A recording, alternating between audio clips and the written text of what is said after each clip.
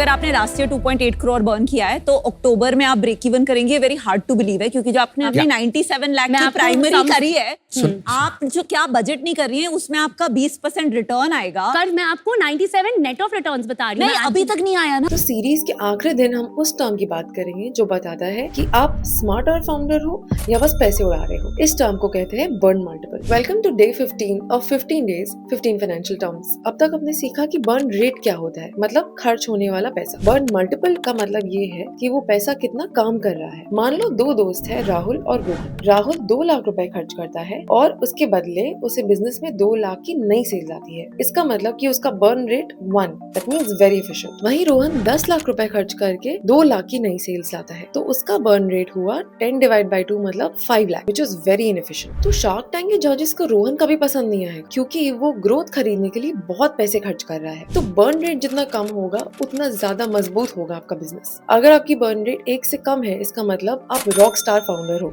दोस्तों, अब हमारे 15 दिन पूरे हुए। अब आप जब शार्क टैंक देखोगे तो उसमें आपको खाली ड्रामा नजर नहीं आएगा, बट आप बिजनेस के टर्म्स को असल में समझ पाओगे। तो अगर आपको ये सीरीज अच्छी लगी तो कमेंट्स में बताओ अगली सीरीज का टॉपिक क्या होना चाहिए।